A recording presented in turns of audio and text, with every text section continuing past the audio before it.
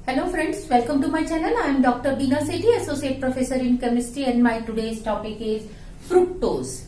Fructose glucose के same molecular weight वाला molecule होता है। जैसे ग्लूकोज का मॉलिक्यूलर फॉर्मूला C6H12O6 होता है, सेम वे में फ्रुक्टोज का मॉलिक्यूलर फॉर्मूला भी C6H12O6 होता है। इसीलिए हम इन्हें स्ट्रक्चरल आइसोमर्स भी कहते हैं, क्योंकि सेम मॉलिक्यूलर फॉर्मूला और डिफरेंट स्ट्रक्चरल फॉर्मूला होता है, तो हम उसे स्ट्रक्चरल आइसोमर्स कहते हैं। अब स्ट्रक्चरल में ये इसका कौन सा आइसोमर है, वो हम अगर ध्यान से देखें तो वो होता है फंक्शनल आइसोमर, क्योंकि फ्रुक्टोज में जहां कीटो ग्रुप होता है, ग्लूकोज में वहां एल्डिहाइडिक ग्रुप होता है, तो इसीलिए ये दोनों एक दूसरे के फंक्शनल आइसोमर्स हैं। फ्रुक्टोज जनरली फ्री स्टेट में हनी के अंदर और स्वीट फ्रूट्स में लाइक ग्रेप्स, लाइक चीकू, इस तरह कुछ स्वीट फ्रूट्स में ग्लूकोज के साथ फ्री स्टेट में फ्रुक्टोज मिलता है। लेकिन अगर हम बात करें कंबाइंड स्टेट की, तो कंबाइंड स्टेट में ये डाइसैकेराइड फॉर्म में, सुक्रोज की फॉर्म में मिलता है, और पॉलीसैकेराइड की फॉर्म में इनोलिन में मिलता है, और इनोलिन डाहेलिया के ट्यूबर्स में होता है। फ्रुक्टोज को हम इन्वर्ट शुगर भी कहते हैं, क्योंकि अगर फ्रुक्टोज के सॉल्यूशन को थोड़ी देर के लिए रख दिया जाए तो हम क्या देखते हैं, in the beginning means fresh fructose के सॉल्यूशन में, और आफ्टर सम टाइम जब उसको थोड़ी देर रख दिया जाता है तो इसका जो एंगल ऑफ रोटेशन है प्लेन पोलराइज्ड लाइट के लिए वो डिफरेंट हो जाता है।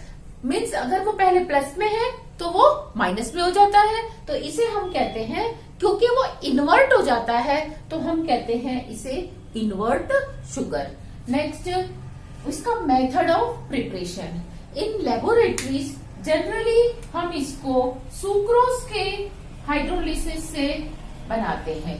सुक्रोज एक डाइसैकेराइड है जिसका हम डाइल्यूट H2SO4 से हाइड्रोलिसिस करते हैं, तो हमें एक मॉलिक्यूल ग्लूकोज और एक मॉलिक्यूल फ्रुक्टोज का सॉल्यूशन मिलता है। ये दोनों क्योंकि सॉल्यूशन स्टेट में होते हैं और इक्विमोलर होते हैं, हमें इनको आइसोलेट करना होता है। उससे पहले हम इसके सॉल्यूशन को न्यूट्रलाइज करते हैं, बिकॉज यहाँ डाइल्यूट H2SO4 के कारण इसमें कुछ एक्सेस में डाइल्यूट H2SO4 बचा रहता है, तो उसको न्यूट्रलाइज करने के लिए वी एड बेरियम कार्बोनेट, जो कि बेरियम सल्फेट का प्रेसिपिटेट बनाता है, और हम उसे फिल्टर ऑफ कर लेते हैं। Then we add calcium oxide. Calcium oxide glucose और फ्रुक्टोज दोनों के साथ कैल्शियम ग्लूकोसेट और कैल्शियम फ्रुक्टोसेट बनाता है। कैल्शियम ग्लूकोसेट सॉल्यूबल होता है, जबकि कैल्शियम फ्रुक्टोसेट कम सॉल्यूबल होता है, इसका इजीली प्रेसिपिटेट बन जाता है। इस प्रेसिपिटेट को हम वापस वाटर में पहले तो फिल्टर ऑफ करके अलग कर लेते हैं, फिर हम इसे वापस से वाटर में सस्पेंडेड सॉल्यूशन में डिसॉल्व करते हैं और कार्बन डाइऑक्साइड गैस पास करते हैं, जिससे कैल्शियम कार्बोनेट का प्रेसिपिटेट अलग हो जाता है और फ्रुक्टोज का हमें सॉल्यूशन मिलता है। फ्रुक्टोज सॉल्यूशन को हम हीट करके कंसंट्रेटेड कर लेते हैं और इसका क्रिस्टलाइजेशन कर लेते हैं। In this way we get fructose from sucrose. Commercial synthesis of fructose, इसके लिए हम इनोलिन लेते हैं जो कि डाहेलिया के ट्यूबर्स में मिलता है। उसका फॉर्मूला C6H10O5N होता है, because it is an example of polysaccharide. इसका हम डाइल्यूट H2SO4 से हाइड्रोलिसिस करते हैं तो N water molecules get consumed और हमें N मॉलिक्यूल्स ऑफ फ्रुक्टोज मिलते हैं। अब इसके सॉल्यूशन में एक्सेस ऑफ डाइल्यूट H2SO4 को न्यूट्रलाइज करने के लिए we add barium hydroxide and barium sulphate get precipitated. जितना भी एक्सेस में सल्फेट आयंस हैं, they get precipitated in the form of barium sulphate. अब इसको हम under reduced pressure means low pressure के ऊपर इसको हीट करते हैं सॉल्यूशन को, और हमें फ्रुक्टोज के क्रिस्टल्स मिलते हैं। जब हम बहुत ही ज्यादा कंसंट्रेटेड सॉल्यूशन से इसको क्रिस्टलाइजेशन के लिए रख देते हैं तो हमें फ्रुक्टोज के क्रिस्टल्स मिलते हैं। So this was the commercial synthesis of fructose. Physical properties of fructose. Physical properties में सबसे पहले हम देखते हैं मेल्टिंग पॉइंट। इसका मेल्टिंग पॉइंट 375 केल्विन होता है, और टेस्ट में ये सारे शुगर्स में सबसे स्वीटेस्ट शुगर होती है, और solubility of fructose is greater than solubility of glucose in water. Next, अगर हम इसकी ऑप्टिकल प्रॉपर्टीज को देखें तो ये लीवोरोटेटरी है, मीन्स प्लेन पोलराइज लाइट के प्लेन को लेफ्ट हैंड साइड पे रोटेट करता है ये इसका सॉल्यूशन, इसीलिए इसको लीवोरोटेटरी L या माइनस से रिप्रेजेंट करते हैं। साथ में हम इसको लीवोलोज भी कहते हैं क्योंकि ये लीवोरोटेटरी कार्बोहाइड्रेट है। Chemical properties of fructose. Fructose का फॉर्मूला C6H12O6 होता है, और इसके अंदर हमें यह पता है कि एक primary hydroxyl group number 1 carbon पे, दूसरा primary hydroxyl group number 6 carbon पे होता है, नंबर 2 कार्बन पे एक कीटोनिक ग्रुप होता है, और रेस्ट 3 सेकेंडरी अल्कोहलिक ग्रुप या सेकेंडरी हाइड्रोक्सिल ग्रुप होते हैं।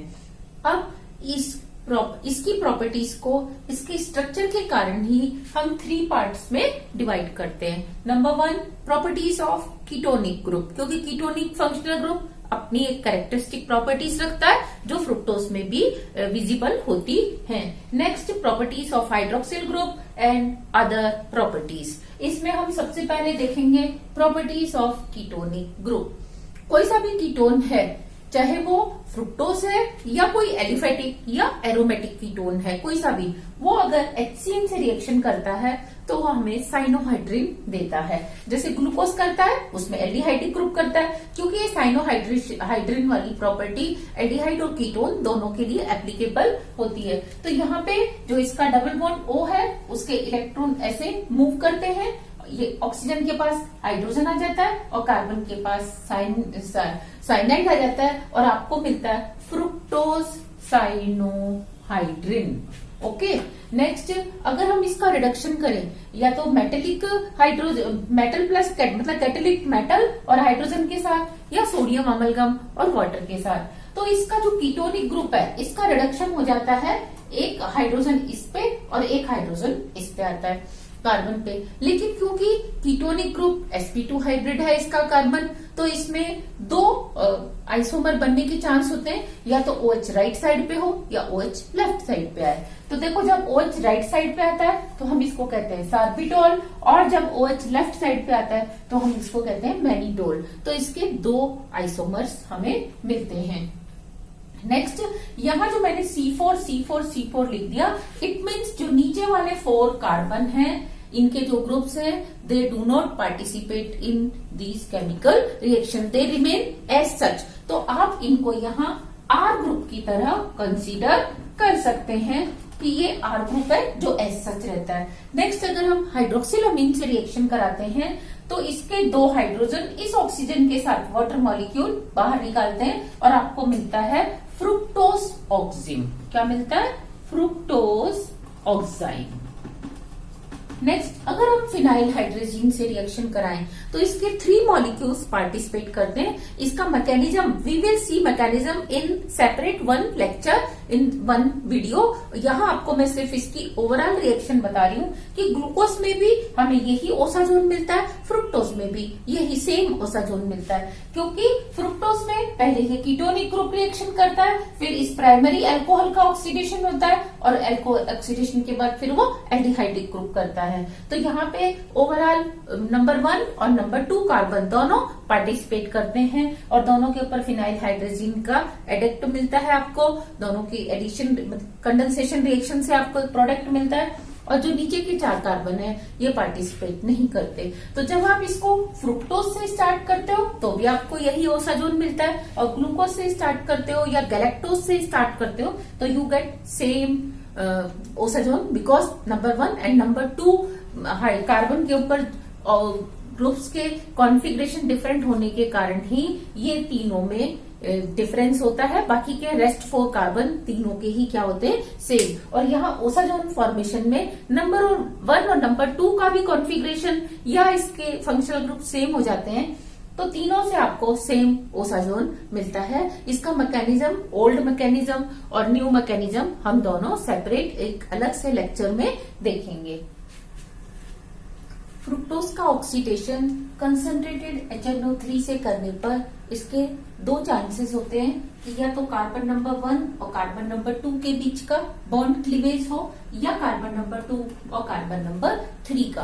क्योंकि कीटोनिक ग्रुप का हम जानते हैं कि सिंपल कंडीशंस में, माइल्ड कंडीशन में ऑक्सीडेशन नहीं होता, थोड़ा सा ड्रास्टिक कंडीशन में होता है, जिससे इसका कार्बन कार्बन बॉन्ड क्लीवेज हो जाता है। तो क्योंकि इसके दोनों साइड ही हाइड्रोक्सी ग्रुप है, तो इसके दोनों पॉसिबिलिटीज होती हैं। और जब कार्बन नंबर 1 और 2 के बीच में क्लीवेज होता है तो आपको प्रोडक्ट क्या मिलता है, ये 5 कार्बन का एसिड, डाइबेसिक एसिड और एक 1 कार्बन का एसिड। तो ये 5 कार्बन का डाइबेसिक एसिड होता है जिसमें 1 और 5 नंबर COH ग्रुप में कन्वर्ट हो जाता है, रेस्ट 3 कार्बन के ऊपर हाइड्रोक्साइड्स ग्रुप्स होते हैं। इसको हम बोलते हैं ग्लूटारिक एसिड। और क्योंकि ये ट्राई हाइड्रोक्सी है तो हम इसका नाम लिख देते हैं ट्राई हाइड्रोक्सी ग्लूटारिक एसिड। और जब कार्बन नंबर 2 और 3 के बीच में सेकेंड पॉसिबिलिटी पूरी होती है तो इसका फ्रेगमेंट ऐसे होता है, 2 कार्बन एक साइड, 4 कार्बन एक साइड, तो आपको 4 कार्बन का डाइबेसिक एसिड मिलता है और एक आपको 2 कार्बन का एसिड मिलता है। इसमें हम क्या देखते हैं, इसका नाम क्या होगा, ग्लाइऑक्सैलिक एसिड। क्योंकि ग्लाइऑक्सल से बना है, इसका नाम होता है ग्लाइऑक्सैलिक एसिड। देखो दोनों पे CH2OH होता तो ग्लाइऑक्सल, दोनों पे COH होता तो इसका नाम होता ऑक्सैलिक एसिड। तो आधा ये ऑक्सैलिक एसिड है, आधा ग्लाइऑक्सल है, तो इसका नाम हो जाता है ग्लाइऑक्सैलिक एसिड। और इसका नाम होता है डाइहाइड्रोक्सी, क्योंकि इसमें 2 हाइड्रोक्सी ग्रुप है, और सक्सिनिक एसिड। और अगर हम इसका अलग से स्पेशल नेम भी देखें तो इसका अलग से नाम होता है टार्ट्रिक एसिड, टार्ट्रिक एसिड। तो इसका ऑक्सीडेशन से आपको इस तरह से प्रोडक्ट मिलते हैं। लेकिन अगर हम इसका रिडक्शन करें, वैसे कीटोनिक ग्रुप का रिडक्शन टॉलन फेलिन रिएजेंट से नहीं होता अगर हम सिंपल एलिफेटिक कीटोन या एरोमेटिक कीटोन्स को देखते हैं। लेकिन यहाँ पे क्योंकि इसके अल्फा पे हाइड्रोक्सी ग्रुप है तो इसका हम क्या देखते हैं, इजीली ऑक्सीडेशन हो जाता है। एक तो ये रीजन है। दूसरा, ये जो हाइड्रोक्सी है क्यों हो जाता है इससे, क्योंकि इसमें जैसे ही हल्का सा आप एल्कलाइन सॉल्यूशन लेते हो, क्योंकि टॉलन और फेलिन रिएजेंट्स एक्चुअली क्या होते हैं, ये होता है अमोनिकल सिल्वर नाइट्रेट, ये होता है alkaline copper sulphate Phelan solution. तो एल्कली मीडियम में कीटो ग्रुप टॉटोमेरिज्म करते हुए ग्लूकोज और मैनोज के साथ लॉबरी डी ब्राइन वॉन इकनस्टीन रीअरेंजमेंट में पार्टिसिपेट करता है। तो आपको फ्रुक्टोज का इक्विलिब्रियम मिलता है ग्लूकोज के साथ प्लस मैनोज के साथ। तो दोनों में क्या है, एल्डिहाइडिक ग्रुप है, तो ये दोनों इससे रिएजेंट करते हैं और जैसे ही इनकी कंसंट्रेशन खत्म होती है, इक्विलिब्रियम इधर शिफ्ट हो जाता है, फिर खत्म होती है, इधर शिफ्ट हो जाता है। तो अल्टीमेटली आपको ऐसे लगता है कि कीटोनिक ग्रुप रिएक्शन कर रहा है, एक्चुअली वो इक्विलिब्रियम में प्रेजेंट ग्लूकोज या मैनोज ही रिएक्शन कर रहे होते हैं। और आपको टॉलन के केस में, टॉलन रिएजेंट से रिडक्शन के केस में आपको मिलता है सिल्वर ऑक्साइड या सिल्वर का मिरर इमेज, सिल्वर का मिरर प्रेसिपिटेट मिलता है, और कॉपर ऑक्साइड का रेड प्रेसिपिटेट मिलता है फेलिन सॉल्यूशन के केस में।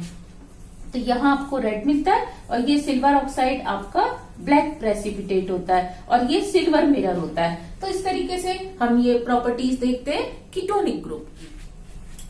Next properties of fructose are properties of hydroxide group. इसमें हम सबसे पहले एसिटिक एनहाइड्राइड से रिएक्शन कराते हैं तो 5 alcoholic group, 5 hydroxide group acetic anhydride से रिएक्शन करते हैं। और इनकी रिएक्शन क्या होती है, क्योंकि कभी भी कोई एल्कोहल जब एसिटिक एनहाइड्राइड से या एसिड से या एसिड डेरिवेटिव से रिएक्शन करेगा तो it will always give Easter. तो यहाँ पे इसका अगर हम स्ट्रक्चर लिखें ऐसे, C double bond O, C double bond O और ये CH3 CH3।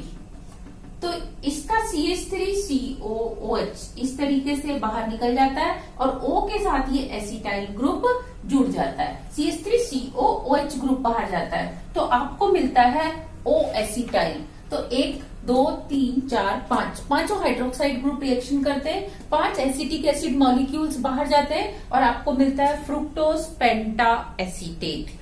नेक्स्ट, अगर आप मिथाइल अल्कोहल से इसका ड्राई HCl की प्रेजेंस में रिएक्शन कराते हैं तो इसके फ्रुक्टोसाइड्स बनते हैं, इसको हम मिथाइलेशन रिएक्शन भी बोलते हैं। और इसका कीटोनिक ग्रुप पे इस तरीके से इलेक्ट्रॉन्स घूमते हैं, क्योंकि इलेक्ट्रॉन्स के पास क्या इलेक्ट्रॉन की शिफ्टिंग होती है, ऑक्सीजन की नेगेटिविटी ज्यादा है, तो यहाँ पे हाइड्रोजन आता है अल्कोहल का और कार्बन के पास आता है OCH3, न्यूक्लियोफाइल अटैक करता है और आपको मिलता है alpha beta methyl fructoside. Alpha beta methyl fructoside क्यों? क्योंकि ये sp2 कार्बन sp3 कार्बन में कन्वर्ट हो रहा है, तो इसके दोनों कॉन्फ़िगरेशन पॉसिबल है कि OH राइट साइड पे आ जाए या OH लेफ्ट साइड पे आ जाए, तो अकॉर्डिंगली आपको अल्फा बीटा मिथाइल फ्रुक्टोसाइड्स मिलते हैं। नेक्स्ट, जो इसके बाकी के हाइड्रोक्साइड्स ग्रुप है, दे do not participate on reaction with methyl alcohol in presence of dry HCl। अगर हम कैल्शियम हाइड्रोक्साइड से इसकी रिएक्शन कराएं तो हमें मिलता है कैल्शियम फ्रुक्टोसेट। तो ये कैल्शियम फ्रुक्टोसेट जैसे ग्लूकोज का बनता है, सेम उसी तरह से इसका भी कैल्शियम का सॉल्ट मिलता है, जैसे हम कैल्शियम फ्रुक्टोसेट कहते हैं। प्रॉपर्टीज ऑफ हाइड्रोक्साइड्स में ही हम देखते हैं कि अगर फ्रुक्टोज का रिडक्शन हम रेड फास्फोरस प्लस HI से करते हैं, जो कि एक रिड्यूसिंग एजेंट है और स्ट्रॉन्ग रिड्यूसिंग एजेंट है, जितने भी हाइड्रोक्साइड्स ग्रुप्स या एल्डिहाइड कीटोनिक ग्रुप्स होते हैं उन सबको रिड्यूस करके एल्केन में कन्वर्ट कर देता है, तो हमें यहाँ हेक्सेन मिलता है और 2-आइडो हेक्सेन मिलता है। सिमिलरली अगर हम ग्लूकोज या मैनोज लेंगे तब भी हमें यहाँ हेक्सेन और 2-आइडो हेक्सेन ही मिलेगा। इसकी अदर रिएक्शंस में हम क्या देखेंगे कि ये पूरा ऐसा ये नहीं कि सिर्फ एल्डिहाइड का कीटोनिक ग्रुप, कार्बोनाइल ग्रुप या हाइड्रोक्साइड ग्रुप रिएक्शन करता है, ये पूरे मॉलिक्यूल की रिएक्शन होती है। जैसे हम फ्रुक्टोज के अंदर डाइल्यूट NaOH डाल दें तो इसका हम एल्कलाइन सॉल्यूशन बना दें तो ये ग्लूकोज और मैनोज के साथ इक्विलिब्रियम में आ जाता है। ग्लूकोज और मैनोज दोनों ही क्या है, एल्डिहाइडिक कार्बोहाइड्रेट्स है जिनमें की एल्डिहाइडिक ग्रुप होता है और इनका सिर्फ ये जो कॉन्फ़िगरेशन है ये डिफरेंट होता है, इसमें कीटोनिक ग्रुप होता है। तो ये तीनों ही एक दूसरे के साथ इक्विलिब्रियम में रहते हैं, ये इसके साथ इक्विलिब्रियम में, ये इसके साथ इक्विलिब्रियम में, और हमें एक इक्विलिब्रियम सॉल्यूशन मिल जाता है। नेक्स्ट, अगर हम इसको HCl के साथ हीट करें तो हम क्या देखते हैं, हमें कार्बन की मिलती है, एक कार्बन का एसिड फॉर्मिक एसिड अलग हो जाता है और साथ में आपको कीटो एसिड मिलता है जिसका नाम होता है लिवुलिनिक एसिड। इसमें 1 2 3 4 कीटो और लिवुलिनिक एसिड यानी कि 4 कीटो ग्रुप पे 4 पे कीटो ग्रुप होता है। इसका अगर हम IUPAC नाम देखें तो हम इसका नाम दे सकते हैं 4 ऑक्सोपेंटेनोइक एसिड। नेक्स्ट, अगर हम इसका फर्मेंटेशन करें तो फर्मेंटेशन में हम जाइमेज एंजाइम लेते हैं C6H10 H12O6, और अगर हम जाइमेज एंजाइम से रिएक्शन इसका फर्मेंटेशन करते हैं तो अगेन जैसे हमें ग्लूकोज में C2H5OH plus 2 molecules of carbon dioxide मिलते हैं, सिमिलरली हमें फ्रुक्टोज के फर्मेंटेशन से भी 2 मॉलिक्यूल्स ऑफ इथाइल अल्कोहल और 2 मॉलिक्यूल्स ऑफ कार्बन डाइऑक्साइड ही मिलते हैं। यहाँ आपको ये ध्यान देना है कि ये जो इसकी केमिकल प्रॉपर्टीज हैं, हालांकि हम इनको पढ़ते पहले हैं लेकिन इन्हीं के बेसिस पे हम किसी भी कंपाउंड का स्ट्रक्चर इलूसिडेट करते हैं। तो in my next lecture with the help of these chemical properties we will elucidate the structure of fructose. Thank you.